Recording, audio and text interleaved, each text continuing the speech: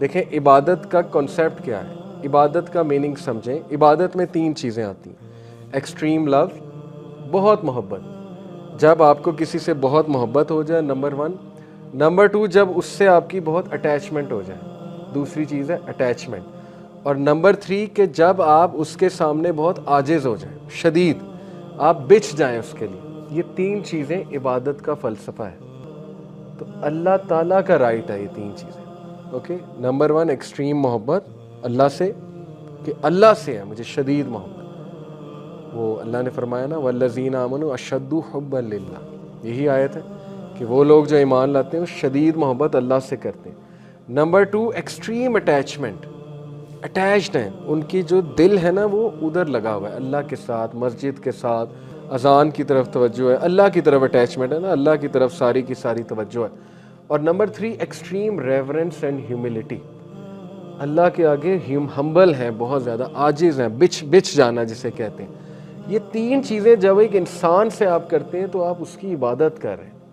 یہ ہماری یوتھ کو سمجھ نہیں آتی, اور موسٹ پیپل عبادت کر رہے ہیں ایک دوسرے کی, خصوصاً ہماری جو خواتین ہیں اللہ معاف کرے, وہ بچ جاتی ہیں ایک بندے کے لیے.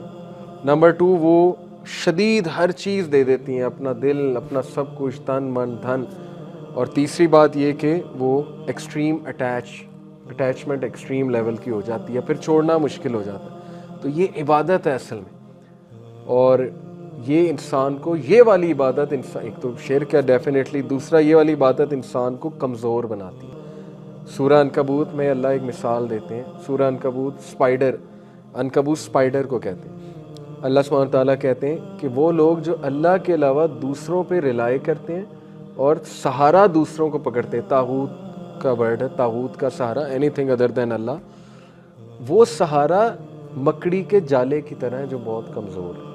اور اللہ نے کہا کہ verily the frailest of homes is that of spider, سب سے کمزور گھرانہ مکڑی کا ہے ہر لحاظ سے, سوشلی بھی.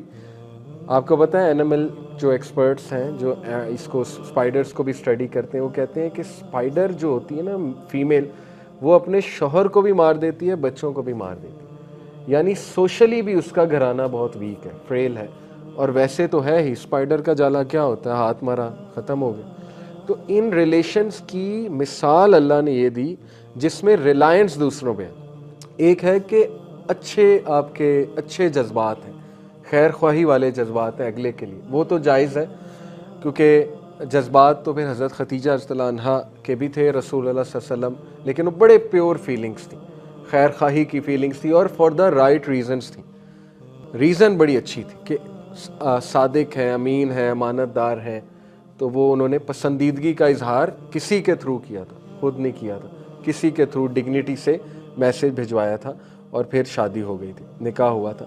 لیکن یہ جو احساسات اور جذبات جن کو ہم پیار کہہ دیتے ہیں, یہ انفیٹویشن ہے.